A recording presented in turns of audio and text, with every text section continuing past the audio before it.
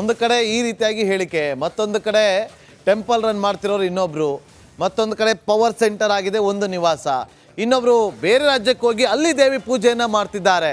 ಈ ರೀತಿಯಾದಂಥ ಬೆಳವಣಿಗೆಗಳು ರಾಜ್ಯ ರಾಜಕೀಯದಲ್ಲಿ ಆಗ್ತಾ ಇದೆ. ಸಿಎಂ ಕುರ್ಚಿ ಕಿತ್ತಾಟ ಜೋರಾಯಿತು. ಸಿದ್ದರಾಮಯ್ಯ ಅವರು ತಮ್ಮ ಸ್ಥಾನವನ್ನು ತ್ಯಜಿಸ್ತಾರೋ ಇಲ್ವೋ, ಕಂಟಿನ್ಯೂ ಆಗ್ತಾರೋ ಗೊತ್ತಿಲ್ಲ. ಆದರೆ ಇದೆಲ್ಲದರ ಸಂದರ್ಭದಲ್ಲೇ ಡಿ ಕೆ ಶಿವಕುಮಾರ್ ಅವರು ನೋಡಿ, ಕಳೆದ ರಾತ್ರಿ ಮಲ್ಲಿಕಾರ್ಜುನ್ ಖರ್ಗೆ ಅವರನ್ನ ಭೇಟಿ ಮಾಡಿದ್ದಾರೆ. ನಿನ್ನೆ ಇವತ್ತು ಟೆಂಪಲ್ ರನ್ನನ್ನು ನಡೆಸ್ತಾ ಇದ್ದಾರೆ. ಅದಕ್ಕೂ ಇದಕ್ಕೂ ತಾಳೆ ಹಾಕೋದಕ್ಕಾಗೋದಿಲ್ಲ. ಆದರೆ ಒಂದಷ್ಟು ಬೆಳವಣಿಗೆಗಳಾಗ್ತಾ ಇದೆ. ಡಿ ಕೆ ಶಿವಕುಮಾರ್ ಅವ್ರಿಗಿಲ್ವಾ ಆಸೆ? ಖಂಡಿತವಾಗ್ಲೂ ಇದೆ,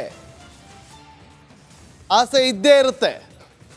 ಆದರೆ ಈ ಸಂದರ್ಭದಲ್ಲಿ ಅವರು ಕೈ ಹಾಕೋದಕ್ಕೆ ಹೋಗೋದಿಲ್ಲ ಅನ್ನೋದು ಎಲ್ಲರ ವಾದ. ಯಾಕೆ ಅಂತಂದರೆ ಇವತ್ತು ಏನಾದರೂ ಒಂದು ವೇಳೆ CM ಸ್ಥಾನದಿಂದ ಸಿದ್ದರಾಮಯ್ಯ ಅವರು ಕೆಳಗಿಳಿದು ಬಿಟ್ಟರೆ ಅಥವಾ ಬದಲಾವಣೆ ಆದರೆ ಡಿ ಕೆ ಶಿವಕುಮಾರ್ ಅವರ ಆ ಸ್ಥಾನವನ್ನು ಅಲಂಕರಿಸಿದ್ರೆ ರಾಜ್ಯದಲ್ಲಿ ಬೇರೆಯದ್ದೇ ಆದಂಥ ಸುದ್ದಿ ಹರಡುತ್ತೆ. ಹಾಗಾಗಿ ಇಂಥ ಸಂದರ್ಭದಲ್ಲಿ ಅವರು ರಿಸ್ಕ್ ತೆಗೆದುಕೊಳ್ಳೋದಕ್ಕೆ ಹೋಗೋದಿಲ್ಲ. ಆದರೆ ಹೈಕಮಾಂಡ್ ಏನಾದರೂ ಸೂಚನೆ ಕೊಟ್ಟರೆ ನೀವು ಆಗಬೇಕು ಅಂತಂದರೆ ನೋ ಡೌಟ್. ಯಾಕಂದರೆ ಎಲ್ಲದಕ್ಕೂ ಕೂಡ ಒಂದು ಸ್ಟಾರ್ ರಾಜಯೋಗ ಅನ್ನೋದು ಬೇಕಲ್ಲ, ಅದು ಇದೆ ಅಂತ ಕೆಲವರು ಹೇಳ್ತಾರೆ.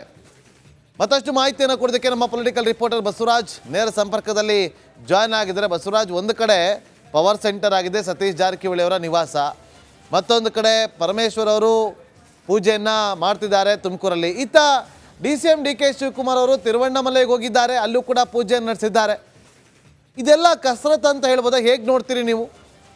ಖಂಡಿತ ನಾಗೇಂದ್ರ ಬಾಬು, ಒಂದು ರೀತಿಯಲ್ಲಿ ರಾಜ್ಯ ರಾಜಕೀಯದಲ್ಲಿ ರಹಸ್ಯವಾಗಿ ಒಂದಷ್ಟು ಸಂಚಲನಗಳು, ಒಂದಷ್ಟು ಬೆಳವಣಿಗೆಗಳು ಖಂಡಿತವಾಗಿ ನಡೀತಾ ಇದ್ದಾವೆ. ಇದರಲ್ಲಿ ಯಾವುದೇ ಅನುಮಾನ ಇಲ್ಲ. ಯಾವಾಗ ಮೂಡ ಪ್ರಕರಣ ಬಂತು ಎಲ್ಲ ಸಹಜವಾಗೇ ಇದೆ ಅನ್ನುವಂತ ವಾತಾವರಣ ಇತ್ತು. ಬಳಿಕ ಈ ಮೂಡ ಪ್ರಕರಣ ಬಿಗಿ ಆಯ್ತಾ ಬಂತು. CM ಕುರ್ಚಿ ಕೂಡ ಒಂದಷ್ಟು ಅಳ್ಳಾಡುವಂತ ಕೆಲಸ ಆಯ್ತು. ಬಳಿಕ CM ಅವರು ಮೂಡ ಸೈಟ್ ಅನ್ನ ವಾಪಸ್ ಕೊಟ್ಟಿದ್ದಾರೆ. ಆದ್ರೂ ಕೂಡ ಈಗಾಗಲೇ ತನಿಖೆ ಆರಂಭವಾಗಿರೋ ಕಾರಣಕ್ಕಾಗಿ ಯಾವುದೇ ಕ್ಷಣದಲ್ಲಿ ಕೂಡ ಏನೋ ಒಂದಷ್ಟು ಬದಲಾವಣೆಗಳು ರಾಜಕೀಯವಾಗಿ ಆಗಬಹುದು ಅನ್ನುವಂಥ ಚರ್ಚೆ ರಾಜ್ಯ ಕಾಂಗ್ರೆಸ್ನಲ್ಲೂ ಇದೆ ಮತ್ತು ಹೈಕಮಾಂಡ್ ಮಟ್ಟದಲ್ಲೂ ಕೂಡ ಇದೆ. ಹಾಗಾಗಿ ಅಲ್ಲಲ್ಲೇ ಗುಪ್ತ ಸಭೆಗಳನ್ನ ಸಚಿವರು ಮಾಡ್ತಾ ಇದ್ದಾರೆ, ಶಾಸಕರನ್ನ ಒಟ್ಟುಗೂಡಿಸಿಕೊಂಡು ಒಂದಷ್ಟು ಶಕ್ತಿ ಪ್ರದರ್ಶನವನ್ನು ಮಾಡ್ತಾ ಇದ್ದಾರೆ.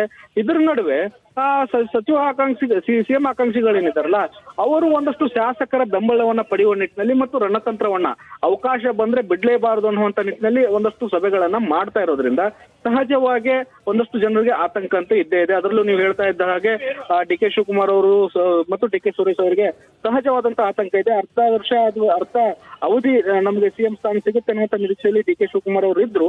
ಆದ್ರೆ ಸದ್ಯದ ಬೆಳವಣಿಗೆಗಳು ದಲಿತ CM ಕೂಗು ಎತ್ತಿರೋ ಕಾರಣಕ್ಕಾಗಿ ಎಲ್ಲಿ ಅವಕಾಶಗಳು ಕೈ ತಪ್ಪತ್ತೋ ಅನ್ನುವಂತ ಒಂದಷ್ಟು ಆತಂಕ ಇರೋ ಕಾರಣಕ್ಕಾಗಿ ಅವರು ದೇವರ ಮೊರೆ ಹೋಗಿರ್ತಕ್ಕಂಥದ್ದು. ಇನ್ನು ಉಳಿದಂತೆ ಸಭೆಗಳನ್ನ ಸತೀಶ್ ಜಾರಕಿಹೊಳಿ ಅವರು ನಡೆಸೋ ಮೂಲಕ ರಾಜ್ಯ ರಾಜಕೀಯದ ಒಂದಷ್ಟು ಕೇಂದ್ರ ಬಿಂದು ಆಗ್ತಾ ಇದ್ದಾರೆ ಮತ್ತು ಸಹಜವಾಗಿ ಪವರ್ ಸೆಂಟರ್ ಆಗಿ ಅವರು ಮುಂದುವರಿತಾ ಇದ್ದಾರೆ. ಬಹುತೇಕವಾಗಿ ಶಾಸಕರ ಬೆಂಬಲ ಸತೀಶ್ ಜಾರಕಿಹೊಳಿ ಅವರ ಪರವಾಗಿ ಇರೋದ್ರಿಂದ ಸಹಜವಾಗಿ ಕುತೂಹಲ ಸತೀಶ್ ಜಾರಕಿಹೊಳಿ ಅವರ ಹತ್ತ ಮೂಡಿರ್ತಕ್ಕಂಥದ್ದು. Nagendra Babu. Okay, thank you Basavaraj ನಿಮ್ಮೆಲ್ಲ ಮಾಹಿತಿಗಾಗಿ.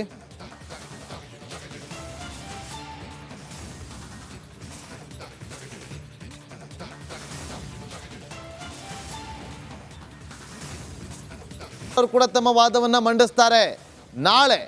ಹಾಗಾಗಿ ಪಿಕ್ಚರ್ ಅಭಿ ಬಾಕಿಯೇ ಅನ್ನುವ ಚರ್ಚೆಗಳು ಜೋರಾಗಿದೆ. ಅದಕ್ಕೆ ಸಂಬಂಧಪಟ್ಟಂತೆ ಒಂದು ವರದಿ ಇದೆ, ನೋಡ್ಕೊಂಬನ್ನಿ.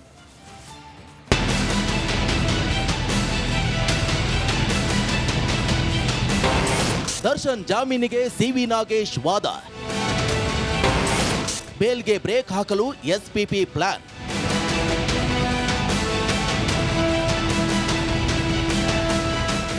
ರೇಣುಕಸ್ವಾಮಿ ಕೊಲೆ ಕೇಸಲ್ಲಿ ಲಾಕ್ ಆಗಿರೋ ದರ್ಶನ್ಗೆ ಯಾಕಾಗಿ ಜಾಮೀನು ಸಿಗಬೇಕು ಅಂತ CV ನಾಗೇಶ್ ಪ್ರಬಲ ವಾದ ಮಂಡಿಸಿದ್ರು. ವಕೀಲರ ವಾದ ಆಲಿಸಿ ಮಂಗಳವಾರಕ್ಕೆ ಮುಂದಿನ ವಿಚಾರಣೆ ಮುಂದೂಡಲಾಗಿದೆ. ಈ ಮಧ್ಯೆ ಜಾಮೀನು ನೀಡದಂತೆ SPP ಬ್ರೇಕ್ ಹಾಕುವ ಸಾಧ್ಯತೆ ಇದೆ. ಹಾಗಾದ್ರೆ SPP ಮುಂದಿರುವಂತಹ ಸವಾಲುಗಳು ಏನು ಅನ್ನೋದನ್ನ ನೋಡೋದಾದ್ರೆ SPPಯ ಮುಂದಿನ ಸವಾಲುಗಳು ಆರೋಪಿಗಳ ಸ್ಥಳ ಮಹಾಜರು ತಡವಾಗಿದ್ದು ಯಾಕೆ ಎಂಬುದನ್ನು ಮನವರಿಕೆ ಮಾಡಿಕೊಡಬೇಕು. ಪೋಸ್ಟ್ ಮಾರ್ಟಮ್ ತಡವಾದ ಬಗ್ಗೆ ನಿರ್ದಿಷ್ಟ ಕಾರಣ ತಿಳಿಸಬೇಕು.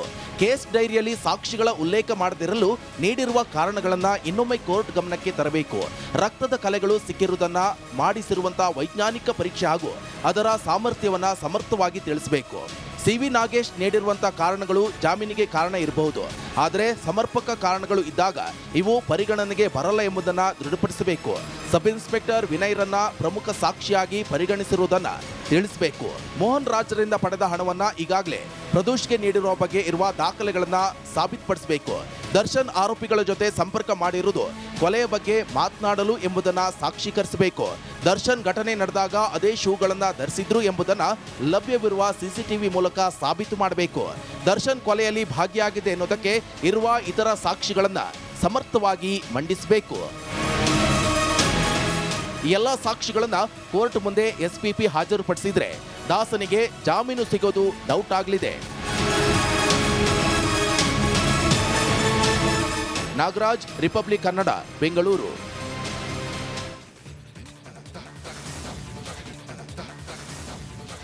ಬಳ್ಳಾರಿ ಜೈಲಿನಲ್ಲಿರುವಂತಹ ದರ್ಶನ್ ಬೆನ್ನು ನೋವಿನಿಂದ ಬಳಲಿ ಬೆಂಡಾದಂತೆ ಇವತ್ತು ಒಂದು ದೃಶ್ಯ ಹೇಳ್ತಾ ಇದೆ. ಇವತ್ತು ಆ ಒಂದು ದೃಶ್ಯ ಹೇಳ್ತಾ ಇದೆ, ಬಳಲಿ ಬೆಂಡಾದಂತೆ ಕಂಡು ಬರ್ತಾ ಇದೆ. ಯಾಕೆಂದ್ರೆ ನಾವು ತೂಕದ ವಸ್ತುವನ್ನು ಎತ್ಕೊಂಡು ಸ್ವಲ್ಪ ದೂರ ಹೋಗ್ಬೋದು, ಆಗ ಬೆನ್ನು ನೋವು ಬರುತ್ತೆ, ಅದನ್ನ ಇಡ್ತೀವಿ. ಈಗ 100 ಮೀಟರ್ ನಡೆಯೋದ್ರಲ್ಲಿ ದರ್ಶನ್ ಸುಸ್ತಾಗಿದ್ದಾರೆ.